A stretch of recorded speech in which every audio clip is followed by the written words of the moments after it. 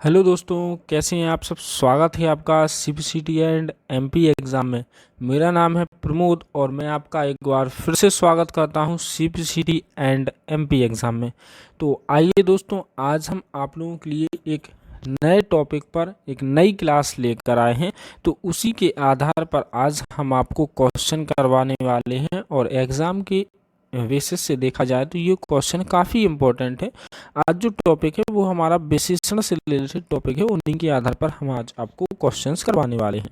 तो हमारा आज का पहला क्वेश्चन है कि दो शब्द संज्ञा व सर्वनाम की विशेषता बताते हैं, उन्हें हम क्या कहते हैं। ऑप्शन हम पढ़ेंगे अव्यय, क्रिया, कारक और विशेषण।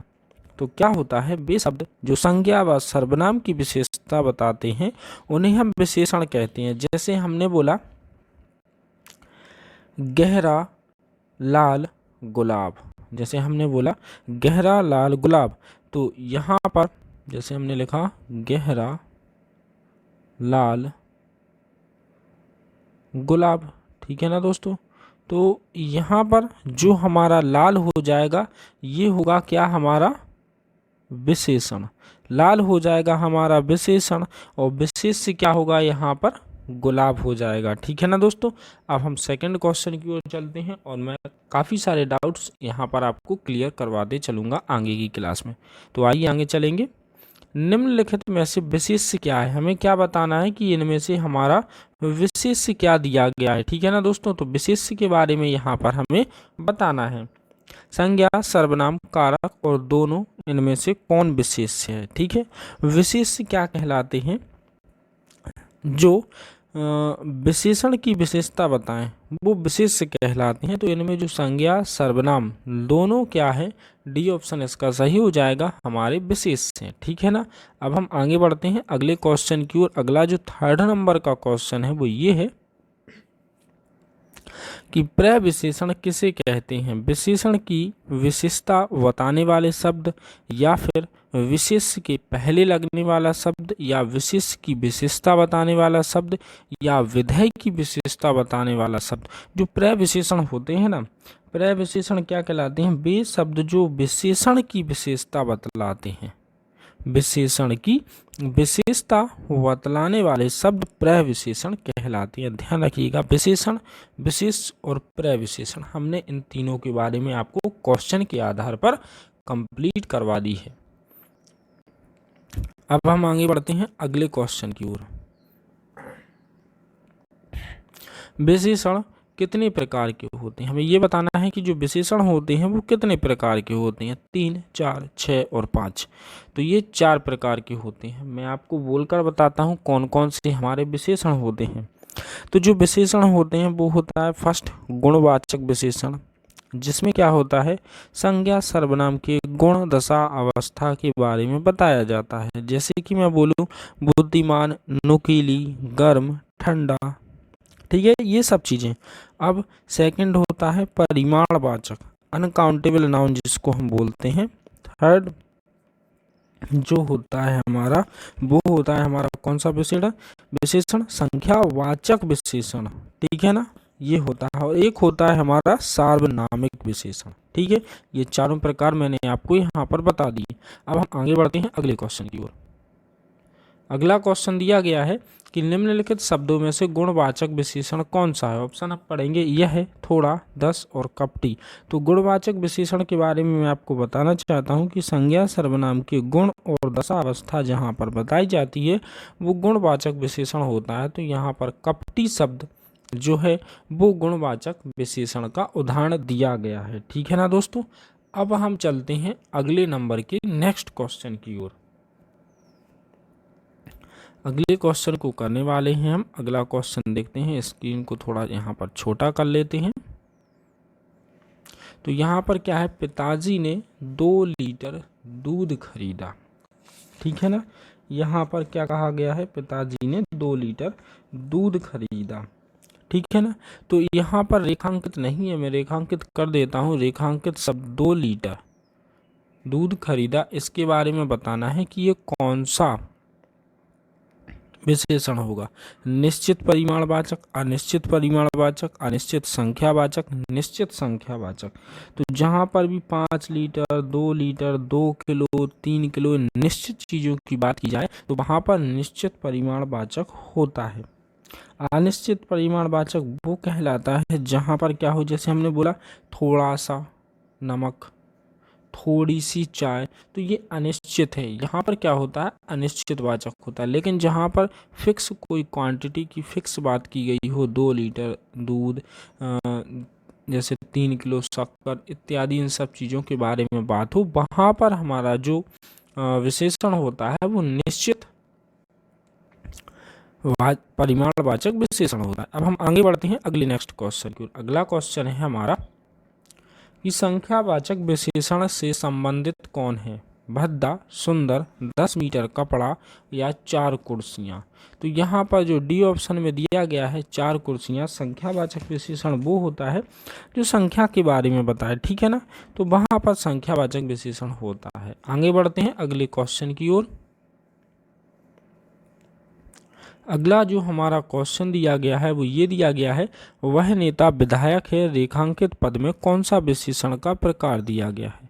वह नेता क्या है? विधायक है। ऑप्शन हम पढ़ेंगे, गुणवाचक विशेषण, सर्वनामिक विशेषण, संख्यावाचक विशेषण और परिमाणवाचक विशेषण। तो यहाँ पर हमें ये बताना है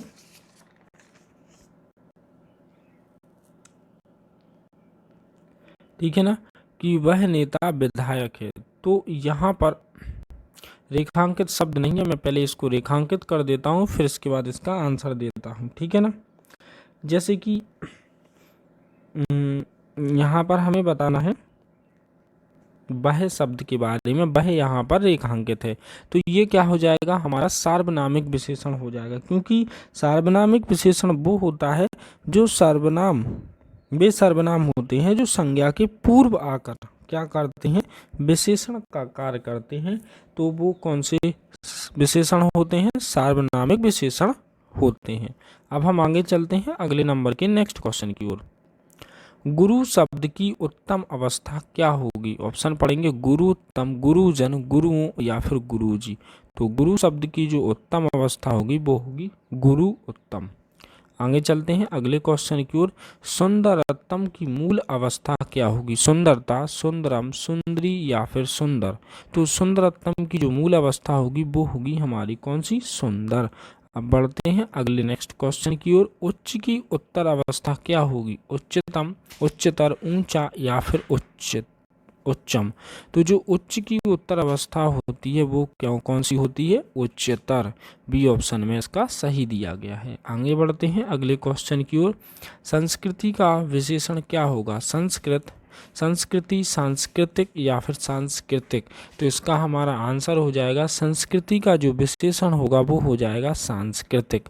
अब चलते हैं 13 नंबर के क्वेश्चन की ओर। यहाँ पर क्वेश्चन हमें क्या दिया गया है कि निम्नलिखित में से कौन सा शब्द विशेषण है? मात्र, खर्च, नया या फिर मित्र। तो सी ऑप्शन में दिया गया है खर्च, यहाँ पर हमारा क्या है? विशेषण है। अब बढ़ते हैं अगले नंबर के नेक्स्ट क्वेश्चन की ओर। अगला 14 नंबर का क्वेश्चन है हमारा कि प्रिय विशेषण के साथ प्रयुक्त होने वाली संज्ञा नहीं है। प्रिय विशेषण के साथ प्रयुक्त होने वाली संज्ञा इनमें से कौन नहीं है? विषय, बैरी, कवि या फिर मित्र। तो इसका हमारा आंसर हो जाएगा बैरी। क्या है? प्रिय विशेषण के साथ प्रयुक्त होने वाली संज्ञा नहीं है। आगे बढ़ते हैं अगले नेक्स्ट क्वेश्चन की ओर। अगला क्वेश्चन है हमारा, किस वाक्य में अच्छा शब्द का प्रयोग विशेषण के रूप में हुआ है? तुमने अच्छा किया जो आ गए, यह स्थान बहुत अच्छा है, अच्छा तुम घर जाओ, अच्छा है वह अभी आ जाए। तो यहाँ पर जो विशेषण के रूप में अच्छा शब्द आया है वो आया है हमारे बी ऑप्शन में, यह स्थान बहुत अच्छा है। तो यहाँ पर अच्छा शब्द विशेषण क्या है के रूप में प्रयुक्त किया गया है। अब हम बढ़ते हैं अगले नंबर के नेक्स्ट क्वेश्चन की ओर। इसी के साथ दोस्तों मैं आप सभी लोगों को बोलना चाहता हूं कि जो भी स्टूडेंट सीपीसीटी से रिलेटेड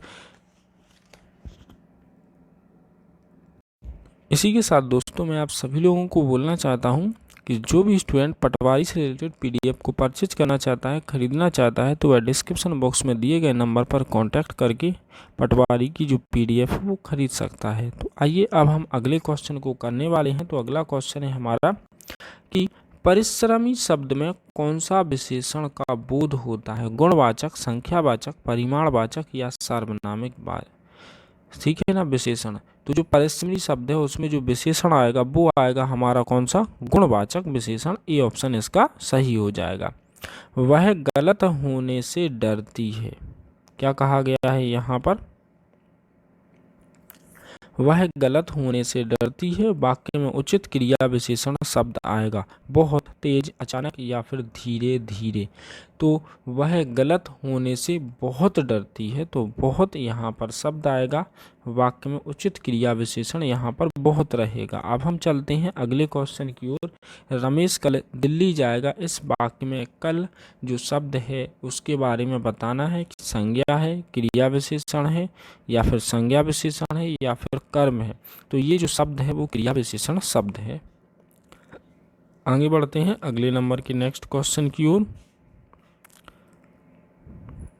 ध्यानपूर्वक शब्द है परिमाणवाचक क्रिया विशेषण, कालवाचक क्रिया विशेषण, स्थानवाचक क्रिया विशेषण, या फिर रीतिवाचक क्रिया विशेषण। तो ध्यानपूर्वक शब्द जो है वो है हमारा क्या? रीतिवाचक क्रिया विशेषण। ठीक है। अब बढ़ते हैं आज के अगले और अंतिम लास्ट क्वेश्चन की ओर। अगला जो लास्ट क्वेश्चन है वो ये है कि कोई बच्चा नहीं खेलेगा, रेखांकित शब्द के बारे में बताइए। परिमाणवाचक क्रिया विशेषण, गुणवाचक विशेषण, सार्वनामिक विशेषण, या फिर सर्वनाम। तो इसका हमारा आंसर हो जाएगा सार्वनामिक विशेषण। इसी के साथ दोस्तों आज की क्लास को मैं यहीं पर करेंगे समाप्त। मिलेंगे कल हम अपने इसी समय इसी टाइम पर। तो आज के लिए इतना ही। जय हिंद, जय भारत।